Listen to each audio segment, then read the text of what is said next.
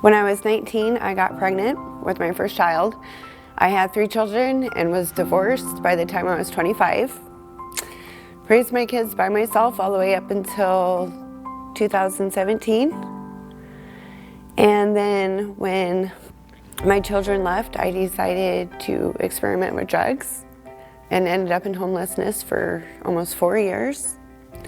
Currently, I am staying with a friend in transitional housing.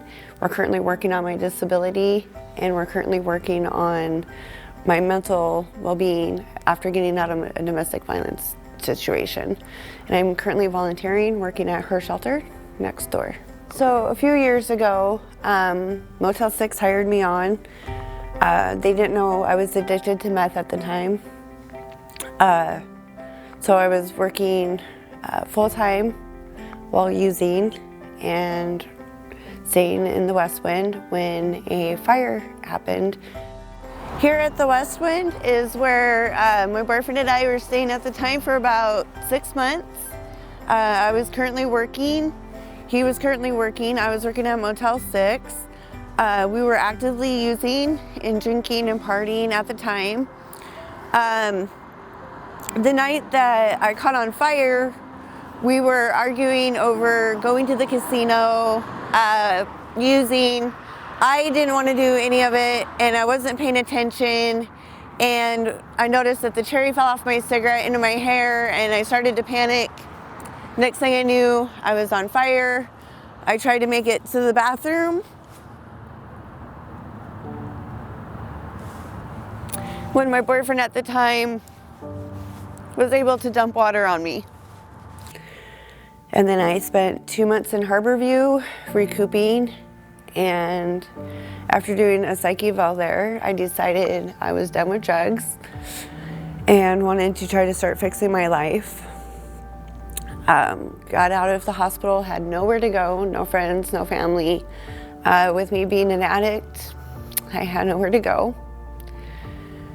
I was under the bridge, Maple Street Bridge, with my boyfriend at the time, and we were sitting there, and I was ready to give up when a stranger came up and told me that there was a shelter just a few blocks away. So this is the area where my boyfriend and I at the time ended up staying.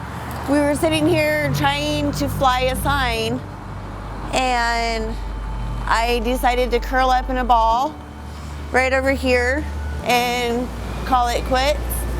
And this gentleman walked up to us and convinced us to go to a warming center called the Cannon Warming Center. I really didn't want to go. I was just ready to give up. I was still in the healing process from the fire, and I showed up at the doorstep of the Cannon Warming Shelter. So from the bridge, the man helped my boyfriend at the time and I helped walk me to here. They actually carried me. I couldn't walk.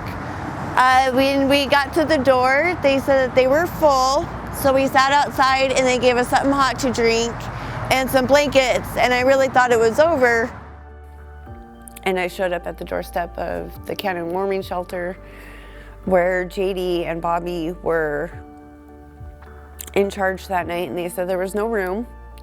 So we sat outside, and I remember praying for the first time in 3 years. Some spots opened up, and that was my beginning recovery journey. I met Julie, who was a wonderful person, and talked me into doing rehab through her services at the shelter. So I started attending any meetings, and eventually she hired me when I could produce a clean UA. And I worked with them until the shelter closed down. When the shelter closed down, I ended up relapsing. And I ended up relapsing to the point to where I even lost my truck. Again, Julie said I could have one more time at her house. So I'm currently there. I went to STARS rehab and was there for 5 days. And that's when I called Julie, and she said that her place was transitional housing only, that I'd have to have an exit plan, and present one when I moved in. And so that's when I talked about how I'm on HUD housing. I just can't find anything available right now. Currently working on my mental counseling through the YWCA for domestic violence, since that was my current trauma. And as I mentioned before, I'm currently volunteering at the shelter.